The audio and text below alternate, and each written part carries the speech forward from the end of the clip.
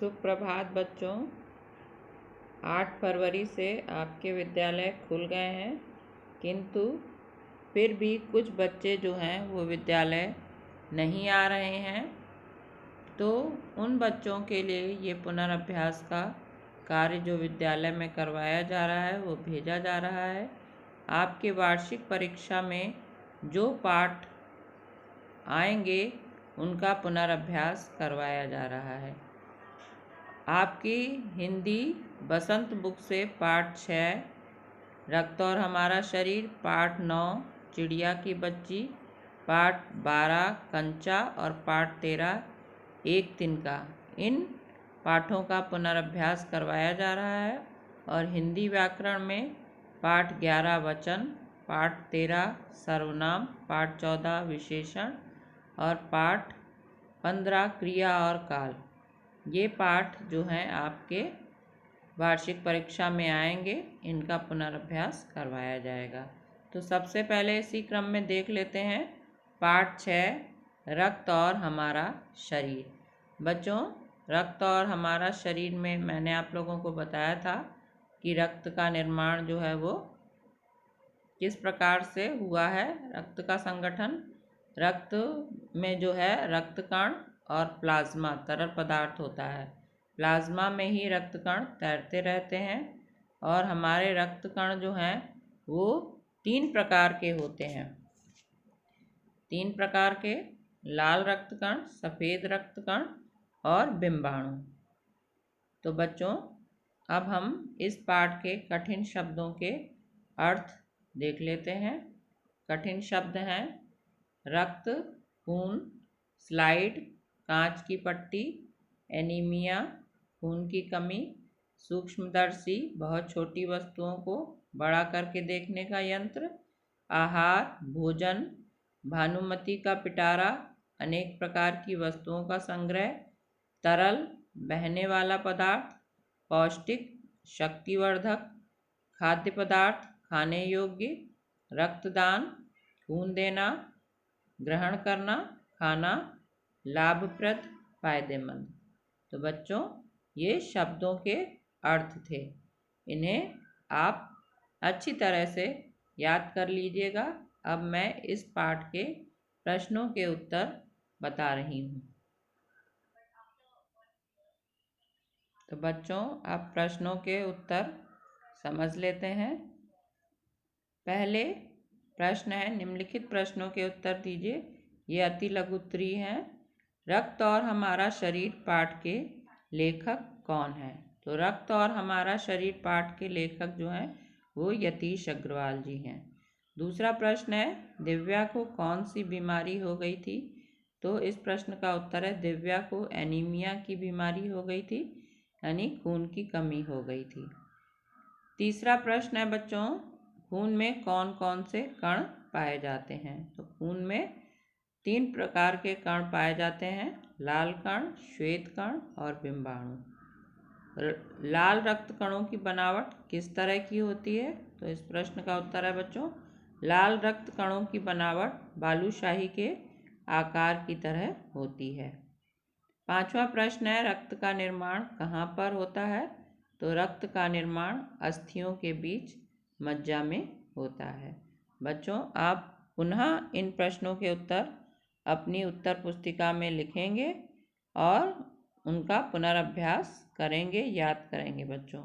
अब प्रश्न 6 देखते हैं। प्रश्न 6 है, सामान्य मनुष्य के शरीर में कितना रक्त होता है?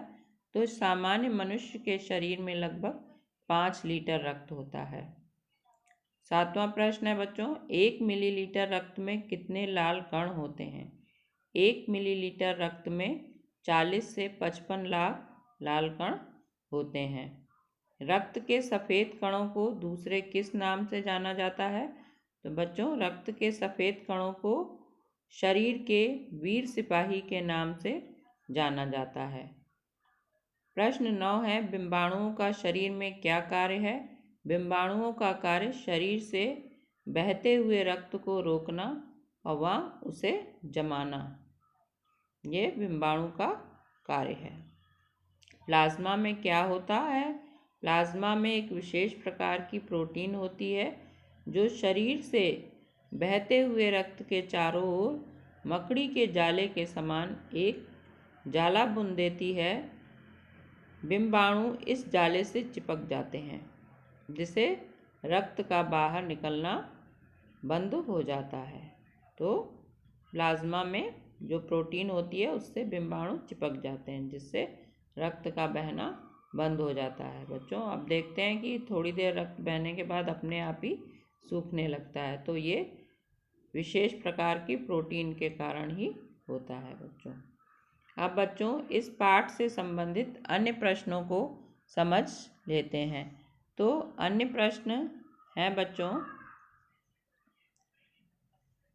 रक्त के बहाव को रोकने के लिए क्या करना चाहिए? तो इस प्रश्न का उत्तर है बच्चों, रक्त के बहाव को रोकने के लिए उस स्थान पर कसकर साफ कपड़ा बांध देना चाहिए, ताकि दबाव पड़ने से रक्त का बहना जो है वो कम हो जाता है।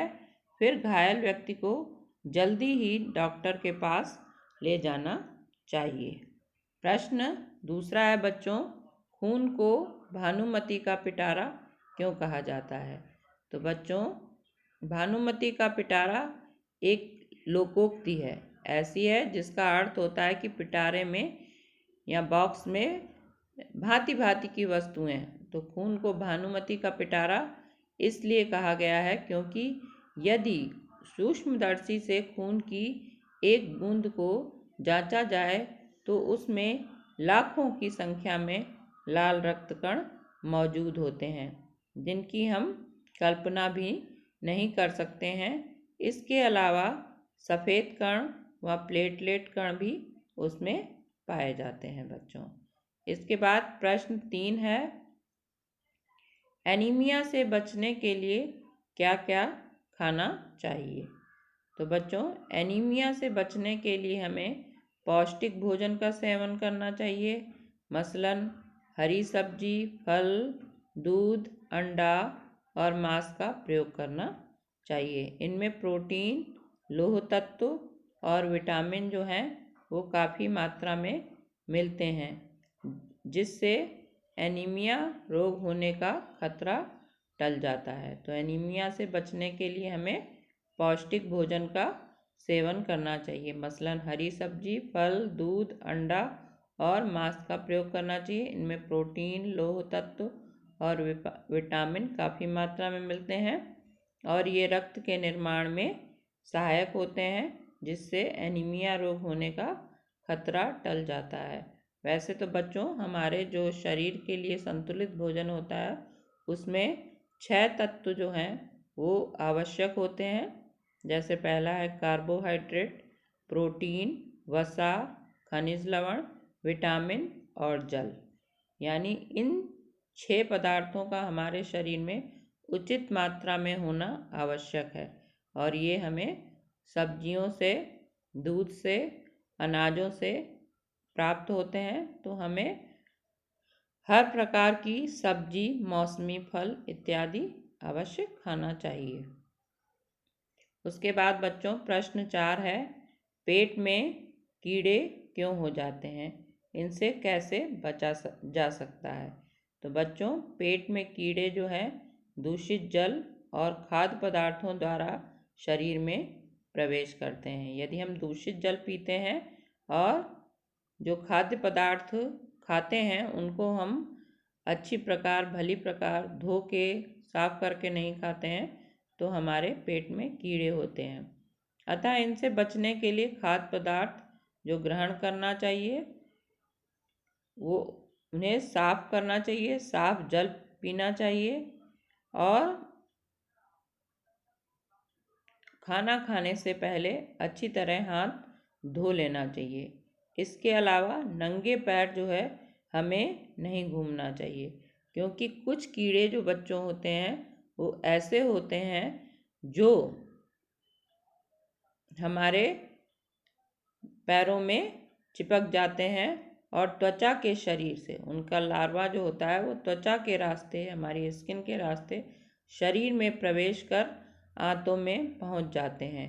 तो इनसे बचने के लिए बच्चों ज़रूरी है कि हमें शौचालय का प्रयोग करना चाहिए और नंगे पाँव नहीं घूमना चाहिए। तो हम नंगे पाँव नहीं घूमें तो हम जो है इससे बच सकते हैं।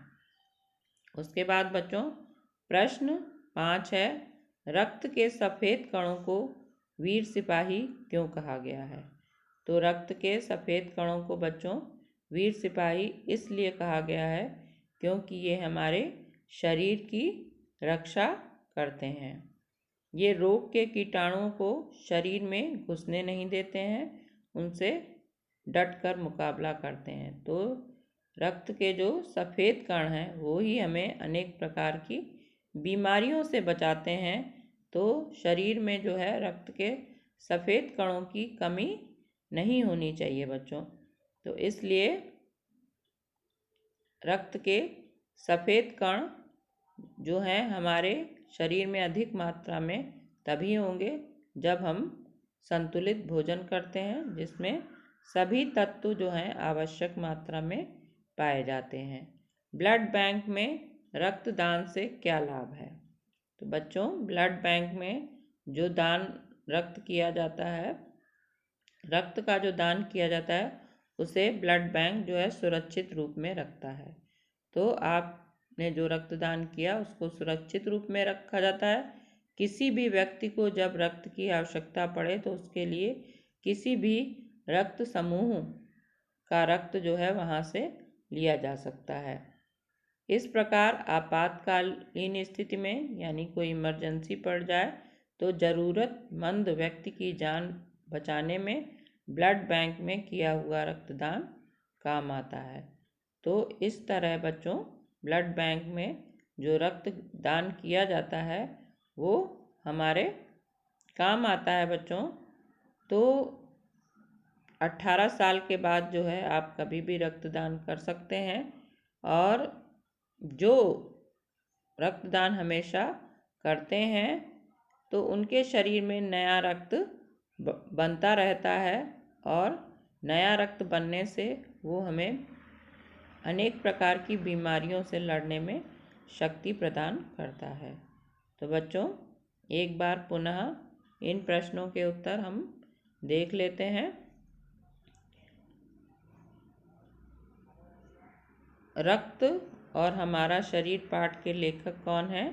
तो रक्त और हमारा शरीर पाठ के लेखक जो हैं वो यतीश अग्रवाल हैं। दिव्या को कौन सी बीमारी हो गई थी? दिव्या को एनीमिया की बीमारी हो गई थी। खून में निम्नलिखित कितने प्रकार के कण पाए जाते हैं? 3 प्रकार के कण पाए जाते हैं, लाल रक्त कण, श्वेत रक्त कण, बिंबाणु। लाल रक्त कणों की बनावट किस प्रकार की होती है? तो लाल रक्त कणों की बनावट बालूशाही के आकार की होती है। रक्त का निर्माण कहाँ पर होता है? रक्त का निर्माण अस्थियों के बीच मज्जा में होता है बच्चों। उसके बाद सामान्य मनुष्य के शरीर में कितना रक्त होता है? तो सामान्य मनुष्य के शरीर में लगभग 5 लीटर रक्त होता है। 1 मिलीलीटर रक्त में कितने लाल कण होते हैं? 1 मिलीलीटर रक्त में बच्चों 40 से 55 लाख लाल कण होते हैं। 1 मिलीलीटर रक्त में 40 से 55 लाख लाल कण होते हैं। प्रश्न 8 है बच्चों, रक्त के सफ़ेद कणों को दूसरे किस नाम से जाना जाता है? रक्त के सफ़ेद कणों को दूसरे किस नाम से जाना जाता है? रक्त के सफ़ेद कणों को वीर सिपाही के, शरीर के वीर सिपाही के नाम से जाना जाता है। मैंने बताया आप लोगों को कि जो सफ़ेद कण होते हैं वो हमें बीमारियों से लड़ने की शक्ति प्रदान करते हैं, इसलिए उन्हें शरीर के वीर सिपाही या रक्षक कहा जाता है। बिंबाणुओं का शरीर में क्या कार्य है? तो बिंबाणुओं का कार्य जो शरीर से बहते हुआ रक्त को रोकना व जमाना है, यानी जो रक्त बह रहा है उसे रोक देना है और उसे जो है जमा देना है, क्योंकि रक्त आप देखते हैं बहने के बाद थोड़ी देर के बाद जो है वो जमने लगता है। तो ऐसा क्यों होता है? प्रश्न अगला है, प्लाज्मा में क्या होता है? तो प्लाज्मा में एक विशेष प्रकार की जो है वो प्रोटीन होती है जो शरीर से बहते हुए रक्त के चारों ओर जो है मकड़ी के जाले के समान एक जाला बुन देती है। बिंबाणु इस जाले से चिपक जाते हैं जिससे रक्त का बाहर निकलना बंद हो जाता है। तो एक विशेष प्रकार की प्रोटीन के कारण प्लाज्मा में जो है वो क्या होता है, मकड़ी का जाला बनने लगता है, यानी जो रक्त सूखने लगता है और बिंबाणु इस जाले से चिपकते जाते हैं और रक्त का बहना या बाहर निकलना बंद हो जाता है। तो बच्चों, ये आपके प्रश्नों के उत्तर थे।